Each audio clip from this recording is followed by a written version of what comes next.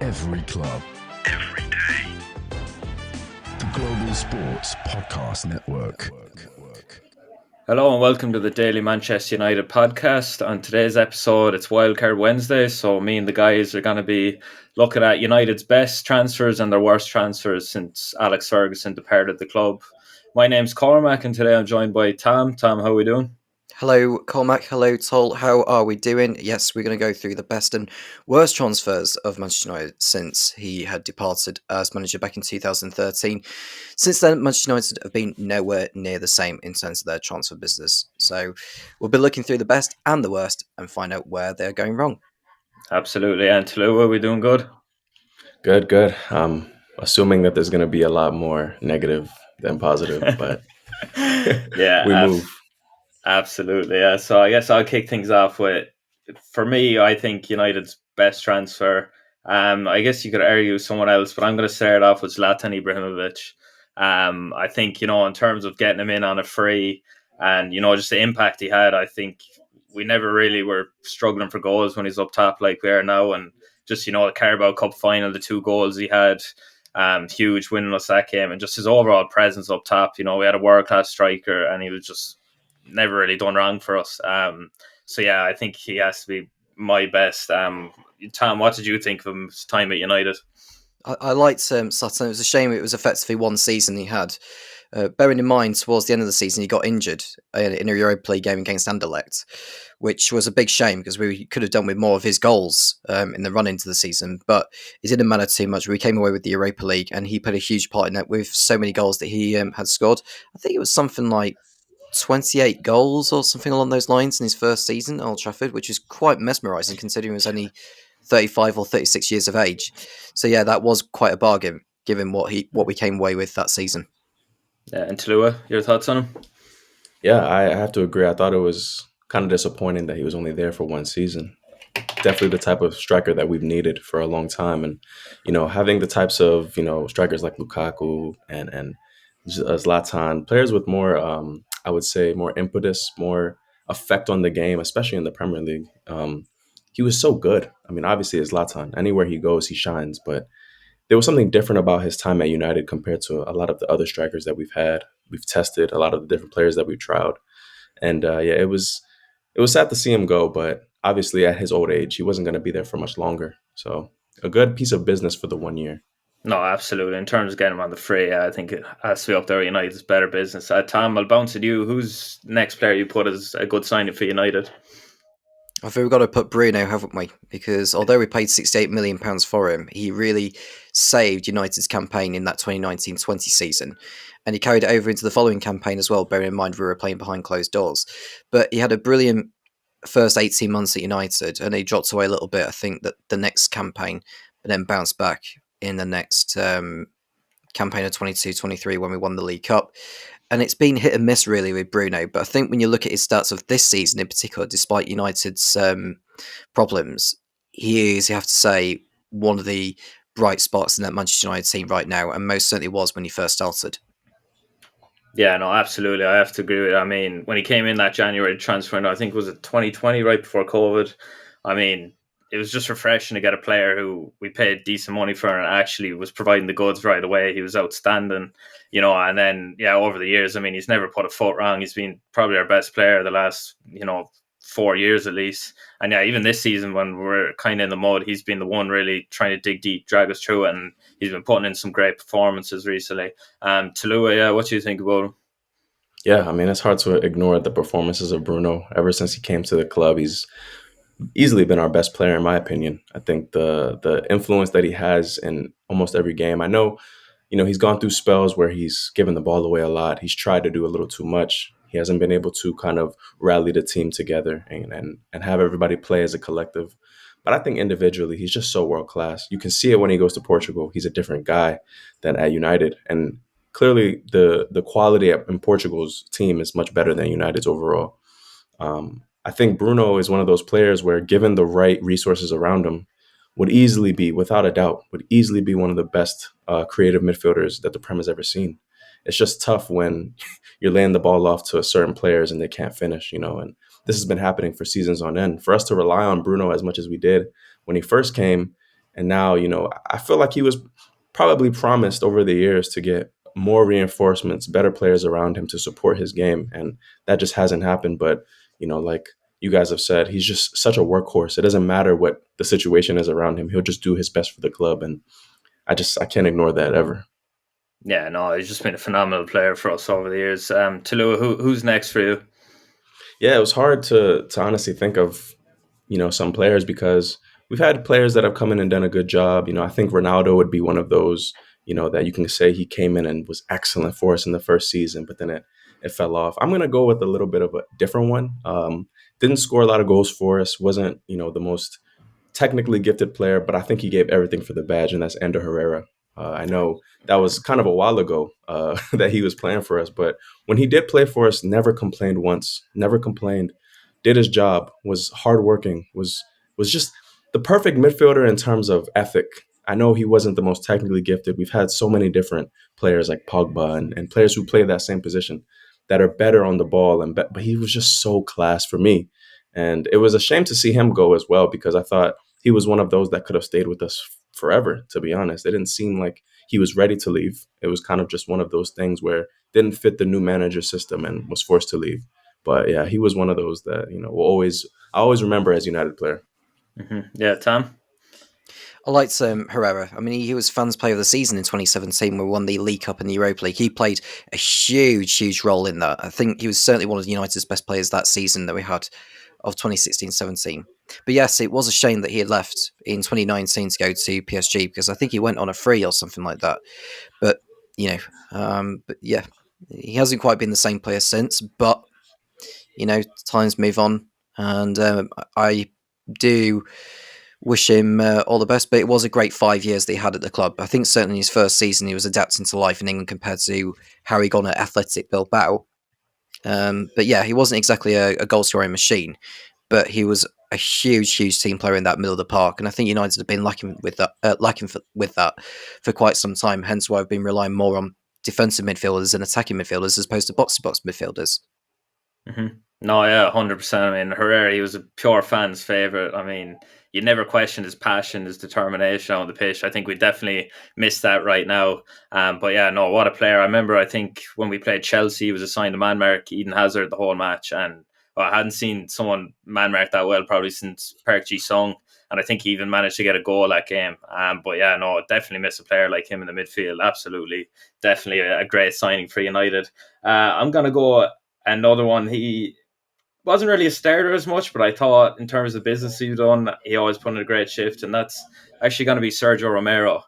The jobs he was doing coming in as a backup, I mean, for a time there, he was probably the world's best backup keeper. I mean, we probably had the best goalkeeping room in the world with De Gea in the form he was, and then Romero backing him up. And, when he played in those cup competitions, I mean, he looked superb. He honestly could have been our starter. If De Gea, obviously, we didn't have him, he was in the form of his life. But yeah, I just thought getting him in for free, he never put a foot wrong for us, and he really just came through when needed. What do you think about it, Toluwa? Yeah, I mean, Romero is one of those where, like you said, whenever he was called upon, he was just stellar. He was class. I can't remember if I'm thinking of this correctly, if he was forced out of the club. I'm not too sure. I just remember his departure was a bit dodgy. It wasn't in the best light, I feel like, with the club and Romero. But for, United, who, let's be real, the goalkeeper position has always been a topic for United. We've had some really world-class goalkeepers as our number ones, but number twos haven't been great. I think Romero has definitely been the pick of the bunch in the past decade. I remember, we had Lingard as at a time when, when Sir Alex was there. Just those are the type of caliber second keepers we had. But Romero is really good. Bioniq is coming up and could be, just as good as Romero, hopefully. Yeah, Tom?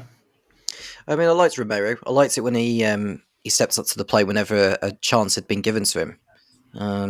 But yeah, especially his performances. I think I remember him saving a penalty at Southampton, which was a couple of games before the Europa League final. I think Mourinho was trying to prepare a team that he knew he was going to be picking for the Europa League final, and Romero was certainly going to be one of them in the lineup. And he put off some brilliant saves in that Europa League campaign of which we won it. So, yeah, it was a bit of a shame that we let him go. But bearing in mind, he only made 7 league appearances. When you compare that to the other cup competitions, I'm just trying to have a look. If you minus 61 with 7, that's 54. So he played 54 cup games and only 7 league appearances for Manchester United during that time. So, yeah, it's mental, though, isn't it? Yeah, it really is. Yeah, I mean, but yeah, I mean, the cup was going so well for him. Unfortunately, we had De Gea. Honestly, if De Gea had gone, I would have been fine with Romero just stepping up. Didn't need to sign anyone. But yeah, no, for me, definitely has to be up there. Tom, I'll go back to you for next player. So I think we're going to have to throw. I'm just looking at the signings that we've had. I think it's worth adding Lisandro Martinez in there because although he is an injury-prone player, when he first arrived, I remember the first couple of games we had against Brighton and Brentford, he was out of his depth. But the very next game after that against Liverpool, he played like an absolute menace. Like I remember him and Malacia playing in that game, and I just thought these two have arrived. Certainly Martinez in that game where he was just so ruthless against the likes of Salah, Milner, and everyone like that. They just totally battered Liverpool everywhere they could, and that was the beginning of what proved to be a quality player that United were going to need for the next few years. It's just a shame that in each of the 3 seasons he has had, he's picked up an important injury, and he's likely to be out for the rest of this season, which is a really bad dent to the side. But I'm hoping next season, when he does return from injury, he's going to have an injury-free season, and United are going to need him to go forward, whether it be in Europe or without Europe at all. Yeah, Toluwa? Yeah, I'm a big fan of Martinez. I love his game, even though, the most criticized aspect of his game is his height, something that he couldn't control. I think he's really done well in the league. Like Tom said, he had a couple rough first games in the United shirt, but ever since then, he's looked comfortable. I think this season, alongside the entire rest of the squad, they've kind of regressed in a way. Maybe not regressed, but the confidence has definitely, been shot down. So it's showing in the performances. And of course, another unfortunate injury for him, which has kind of marked his spell as a United player. There have been a lot of players that have come through and immediately just go through injury problems that kind of derail their potential and derail what could have been for United. And Martinez is no exception. I think he will bounce back, though. I think this is one of those injuries that will force him to kind of adapt and change his game. And I think it'll suit him because he's very rough into the tackle. That's one of the things that we love about him as United fans is he's very, very he gets stuck in a lot, but now he's going to have to change his game and adapt, stay on his feet, try and look for different ways to affect the game. And I think for a player like him, he's very adaptable. So I agree. I think Martinez has been a great signing for us. Yeah, no, I agree with both. Yeah, he definitely up there is a great sign. It's unfortunate about the injuries, but no, I love that he proved so many people wrong. They said, he wouldn't be a centre back in the Prem because he wasn't that big. But I mean, I remember Jamie Carragher vividly, on Sky Sports apologising nearly to him because he was really saying he wouldn't work out. But Martinez, quality player. We'll go for a quick ad break now. When we get back, we'll continue with more transfer talk. Every club, every day. The Global Sports Podcast Network. Your body is unique, and Global Sports Podcast Network has partnered with Bioniq, the world's most personalised supplements. Bioniq provide 100% tailor-made supplements, designed to deliver precisely what your body needs at exactly the right levels to optimise your health. No guessing. So click the link in the show notes. Use the code GSPN 2025 for 40% off your first month's subscription.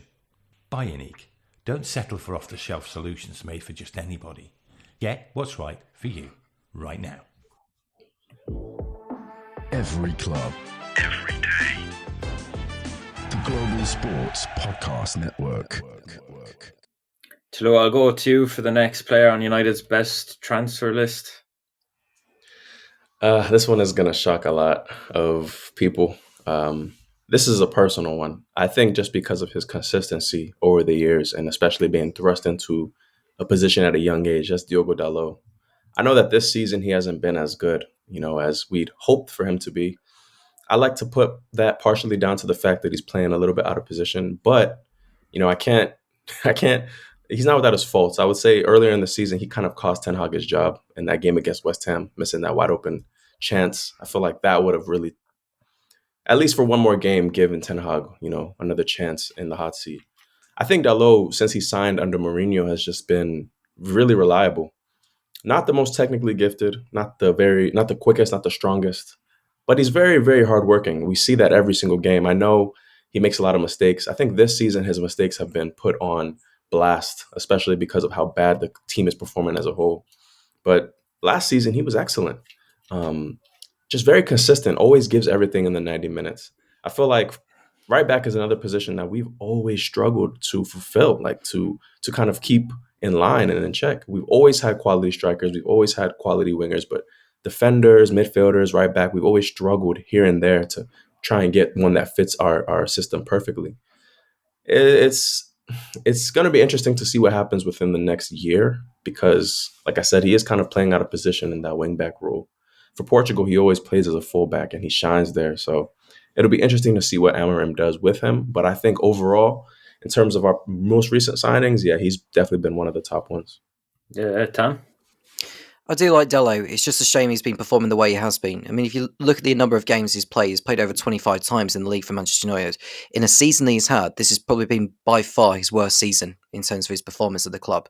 Didn't play that many games in 2019-20, despite a few goals, like the odd goal or two. I think the first goal he got was in an FA Cup tie at Tranmere, of all places. And then went out on loan to Inter Milan, where I thought he thrived. And I think he won the league as well when Antonio Conte was there. So that was part of the reason why United wanted him back. Got so many games on the Solskjaer, and I thought he excelled.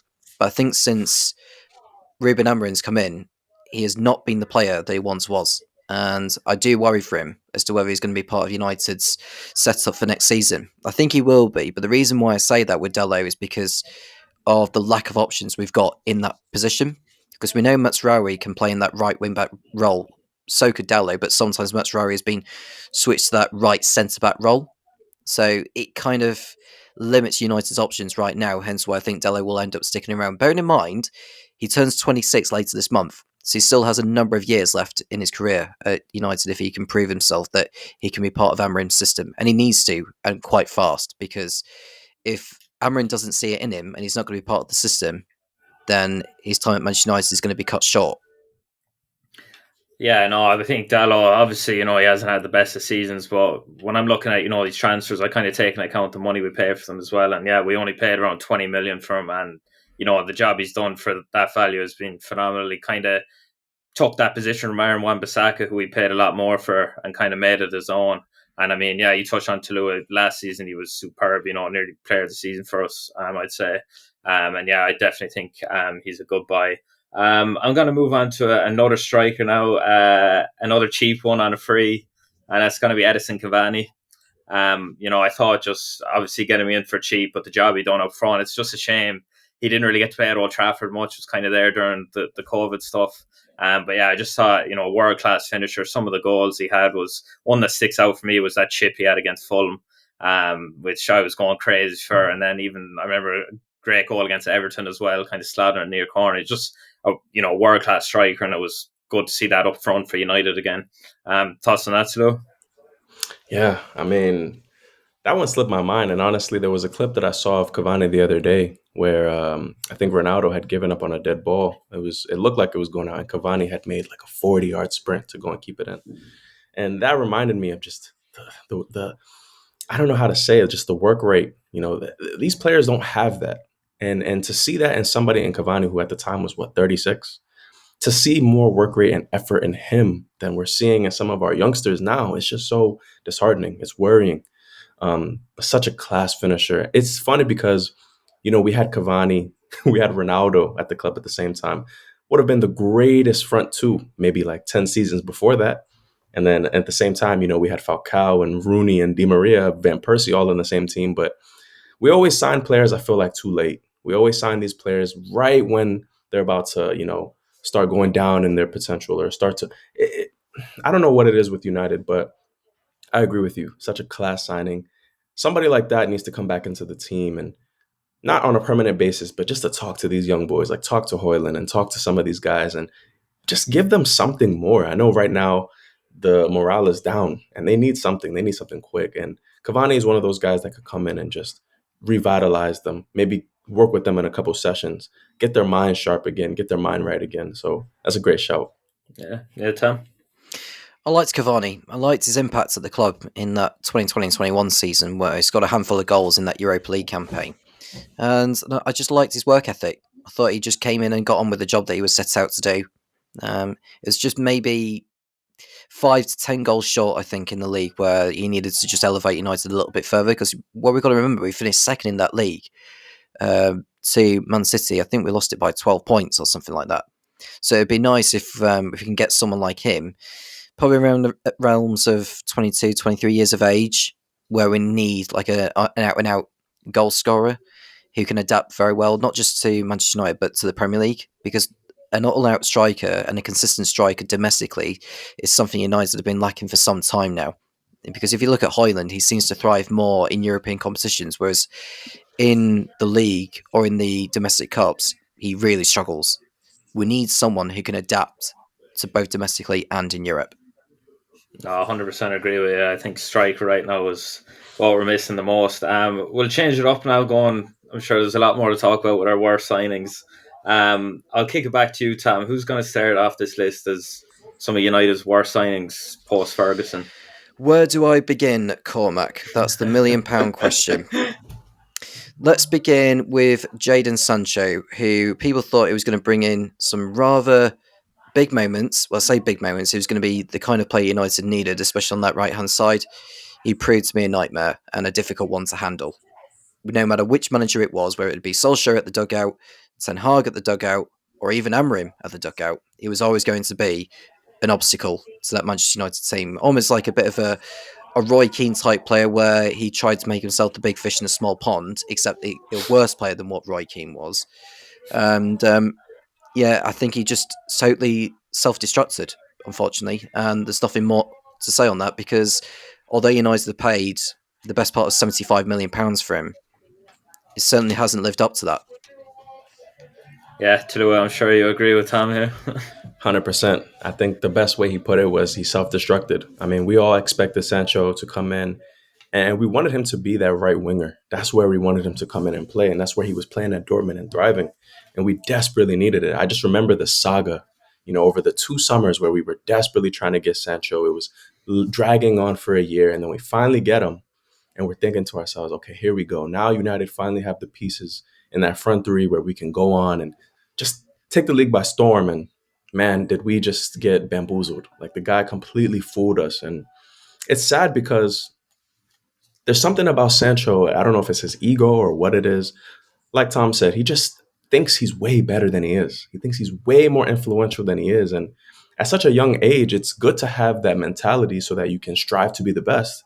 But at the end of the day, you have to be realistic about what's around you. And he wasn't even close to being one of our best players at the end of it all. And how much did we pay for him? It's just another one of those mistakes that we've made along the years with players that I feel like maybe we got too caught up in the hype. Clearly, we saw what he was able to do at Dortmund, but we just translating that over to the Premier League hasn't worked. He looks really slow, doesn't look confident. And now we're seeing at Chelsea, even the Chelsea fans have turned on him. So it's a case about him just, I guess, changing his mentality to the game.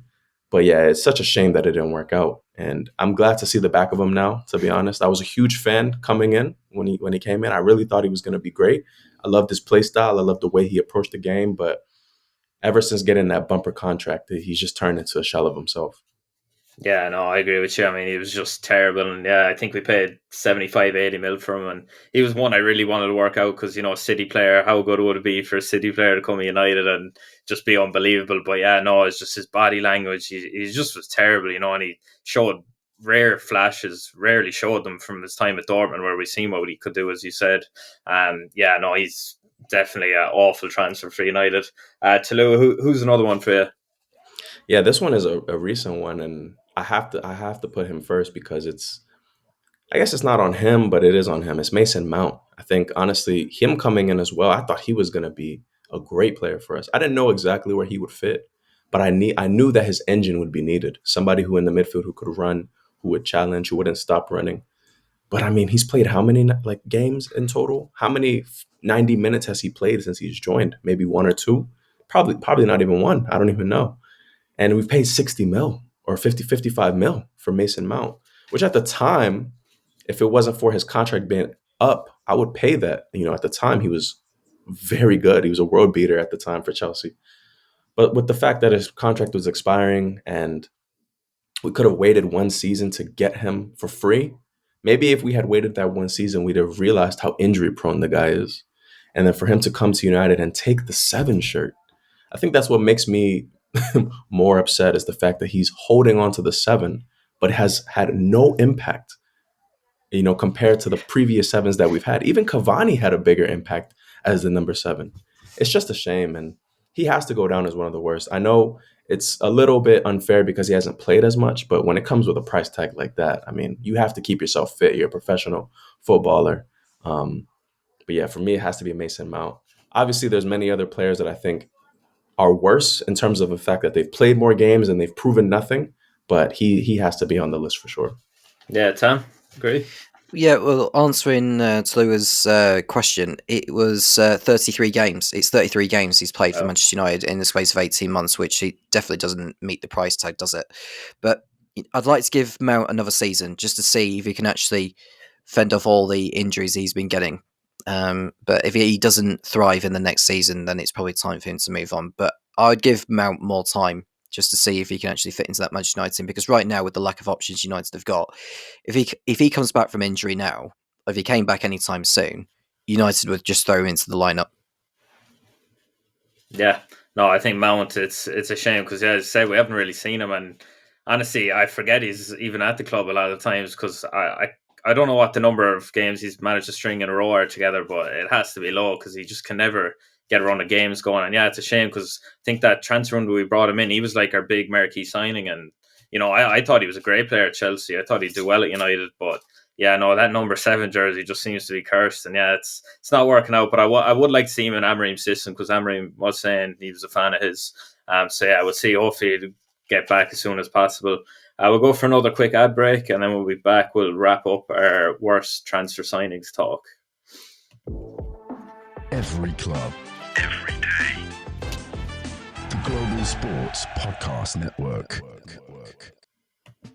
Here at the Global Sports Podcast Network, we spent a lot of time selecting our delivery platform. Zencastr came out as the clear winner. With 4K video recording from your phone, AI editing that automatically removes all those ums and ahs, it's super easy to start a podcast that sounds great and is delivered efficiently. If you're ready to tell your story, check out the link in the description to learn more about Zencastr.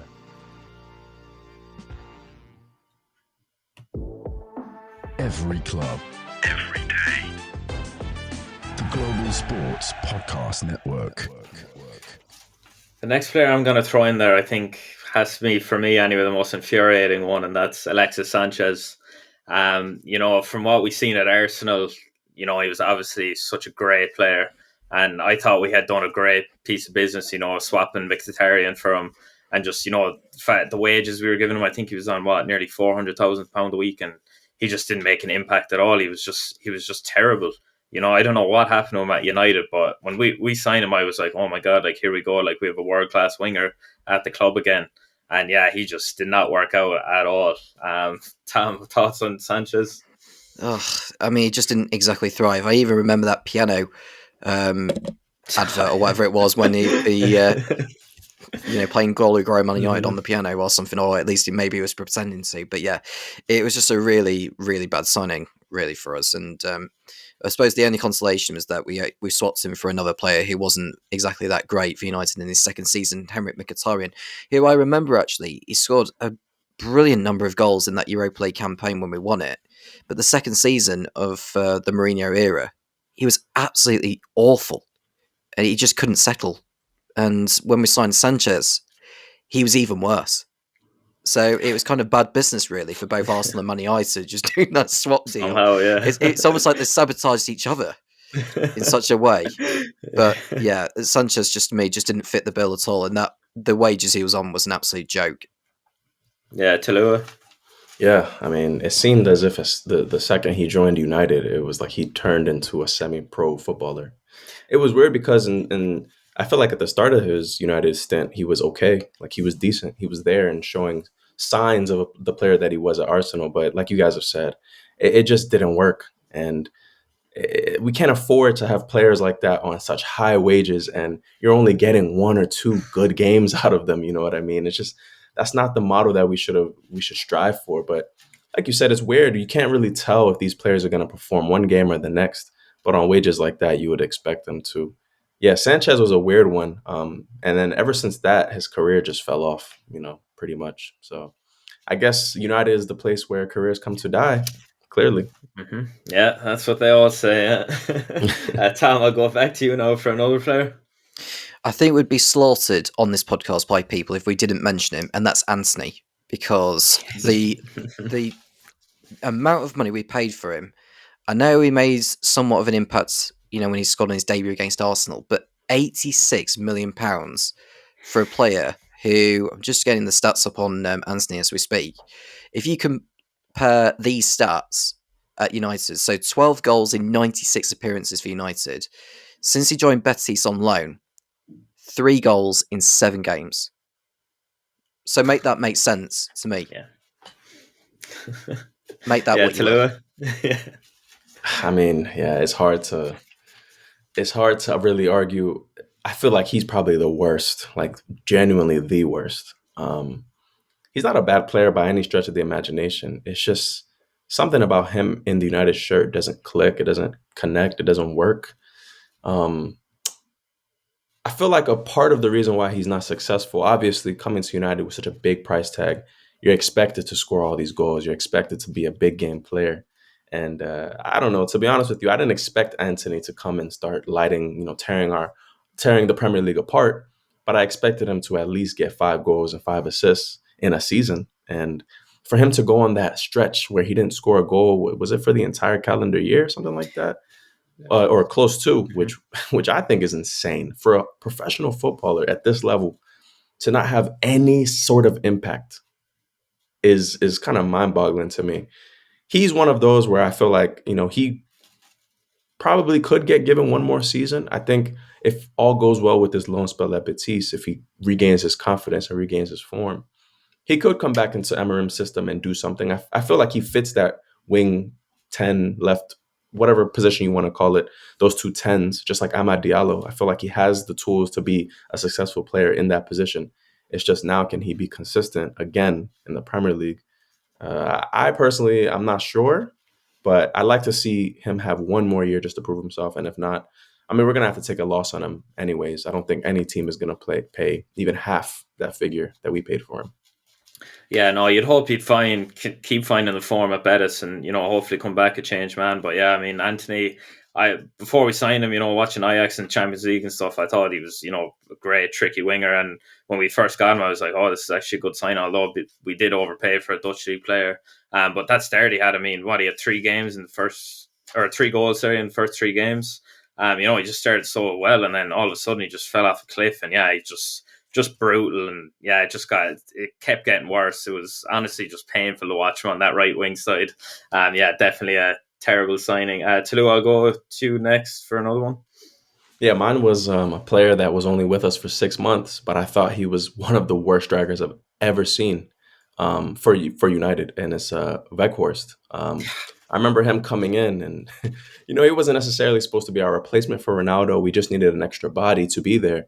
But I just remember the countless amount of times where he had wide open chances in front of goal and he's missing them. And I'm thinking to myself, we might as well have played a youngster or somebody from the under 18s instead of you.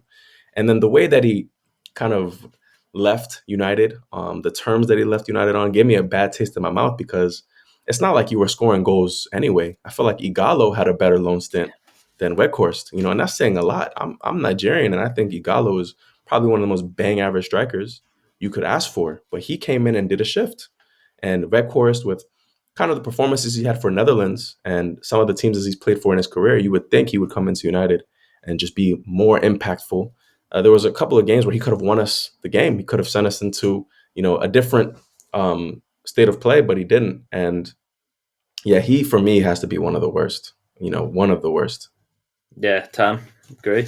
Yeah, I mean, Weghorst wasn't cut out to be a Manchester United player, I think. Anyway, I think he needed to get away because I think he was over in Besiktas, wasn't he? But it was a good job he came to United anyway, given the circumstances of what was going on in Turkey at the time, which we won't go into detail on.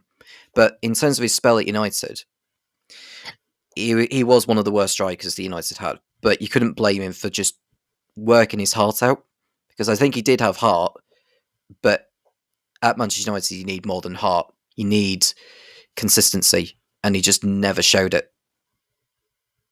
Yeah, no, he was. I mean, definitely had the heart. You couldn't question that. But yeah, I mean, he was really just like a donkey up front. I mean, he just had no technical ability. And yeah, he went on some stretch of games not scoring for us. I remember it was a Europa League game. We were already winning. I forget who it was against, but he scored a tap in and he was celebrating like he just won the lotto. But no, yeah, thank God we didn't sign him permanently, and for a loan, at least it was a loan. We didn't have him that long, but yeah. He just wasn't a great player at United at all. I'm going to go for my next one. I'm going to say I feel a bit harsh putting this guy in, but it just another player's career really died at United, and that's Donny van de Beek. He was a part of that Ajax team who should have made the final if it wasn't for Lucas Moura. But I mean, watching him in that team, he was phenomenal. When we signed him, I was so excited for this man to come. And, I think he even bagged a goal on his debut against Palace. And then all of a sudden, just he didn't fit in the plans. He was barely getting any game time, and then it reached a point then when he was getting on after not playing for a while, he just wasn't impactful at all. And yeah, another player we just took a loss on, and it's a shame. I really wish it worked out at United for him, but no, he was just we paid £35 million for him. It just wasn't worth it at all, really. Tom. Yeah, it's a shame with Van der Beek because I really wanted him to do well at United on the back of what he did for Ajax, but like you say, it just didn't work out for him, and I don't think he really adapted to the Premier League as well as he needed to have done. I even remember, actually, in Solskjaer's last game against Watford, he was one of the bright sparks. It was just a shame it came a little too late, and he needed to show that more under Solskjaer whilst he was there. And I think from the moment that Ranić had arrived, he wasn't exactly going to be playing Van der Beek on a regular basis. And when Ten Hag arrived, okay, it may look convenient, the fact that, he played under him during the Ajax days, but he was never going to be fitting into the system, bearing in mind of what we had in that central part of midfield.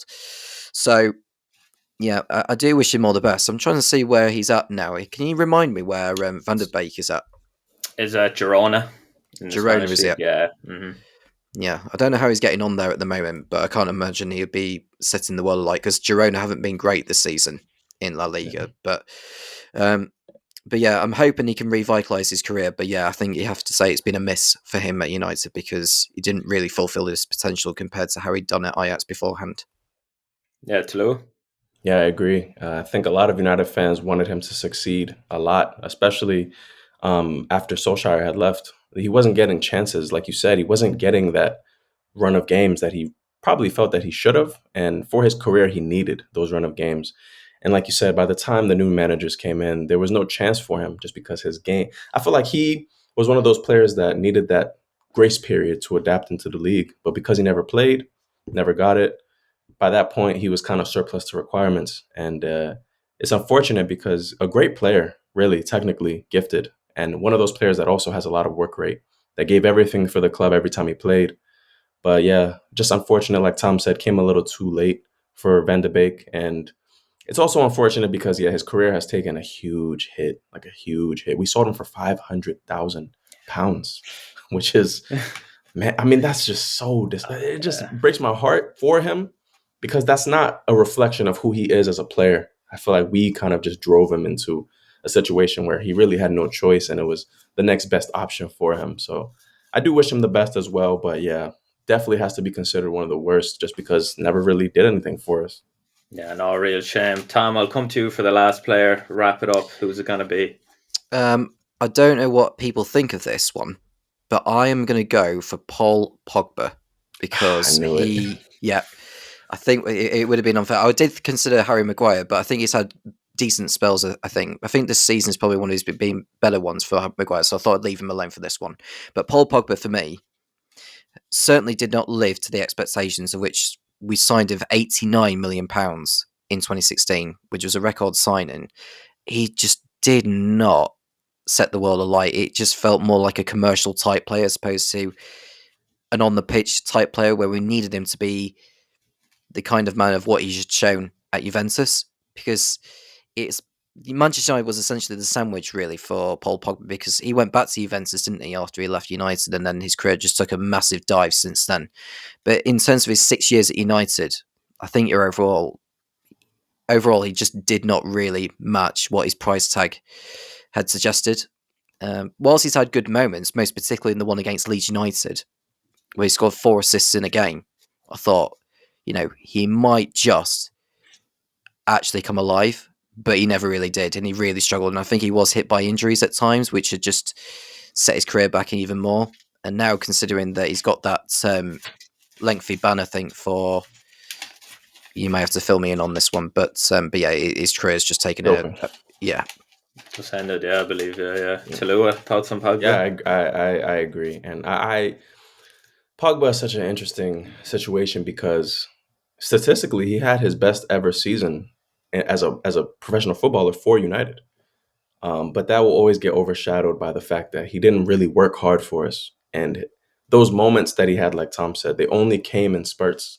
It wasn't consistent. It wasn't enough for us to get over that hurdle to become Premier League champions. And for such a huge price tag, and for the player that he was, coming from Juventus, being linked to Real Madrid and choosing Manchester United, we assumed that he was going to be, our marquee player, our best player, the guy that we look for, we always lean on. He just wasn't that type of player. And I don't think he ever has been a leader. And that we kind of wanted him to be that in the midfield. Because he had such great ability and because he was so good on the ball, you expected him to do, amazing things every single game, 8 out of 10 performances every single game. And he just didn't give that. He didn't live up to it, like Tom said. It's a shame because, I thought Pogba was going to be, it's a shame because a lot of players, you think when they come back, you think they're going to be our savior. They're going to be the one that takes us to the next level because they were able to take their previous club to the next level. But as soon as they come to United, I don't know what it is. Maybe the pressure, maybe because we gave them too much money and they felt like they'd made it. I don't know what it is. But ever since Pogba left United, his career also went into the trash. So I don't know what it is. I don't know if the players come and they just kind of relax, they take it a little bit easy. I feel like coming to United, the pressure is even more than wherever you came from last, and he didn't really adapt to that well. The English media was always on him for good reason. There were so many matches where he should have played better and they were on him, and he was very critical of the English media. But it's like at some point you have to kind of take accountability. You're an 89 million pound player. You should be playing like that week in, week out. Kevin De Bruyne didn't cost that much, yet Kevin De Bruyne is walking you out of the park. You know what I mean? So I agree. It was tough for me. I was thinking about Pogba. I was also thinking about Lukaku. But I feel like the moments that they had were good enough for us in the space that we were in. We were fighting for Europa League when Pogba was there. We weren't fighting for Champions League. And I felt like he did just enough for us in those competitions. But at the end of the day, we're supposed to be striving for the best of the best. We want to be Prem champions. We want to win the Champions League. So I agree. Just slightly, I agree. Yeah, no, I think I'm on the same line as you there. Pogba, for me, obviously the consistency was a problem. And yeah, we paid a lot of money for him. And overall, he just didn't live up to that value. But I think the glimpses we've seen from him, he was a player I was really always excited to watch. I think we didn't really have much players like him. And, he could just turn a game on his head. And it's a shame, probably in that span, his best performances were coming for France. And he wasn't quite translated to United. But no, he was just such a fun, as you said, Tom, the Leeds game, 4 assists. It looks like he was just playing with no care at all and just having fun out there. And yeah, it's a shame he just couldn't keep that going. But yeah, I think the consistency was the big issue with him. And yeah, it's a real shame it just didn't work out for him because he was technically a United homegrown. So you would have loved to seen it pan out, but it wasn't to be. Well, I think we'll leave it at there, lads. We could talk all day about United's worst transfers, numerous names. Di Maria, another one, I think should be mentioned. But yeah, I appreciate you two joining me. Make sure to keep listening to the Daily Manchester United podcast. We'll be back tomorrow with another episode. And yeah, thank you very much for listening. Every club, every day. The Global Sports Podcast Network.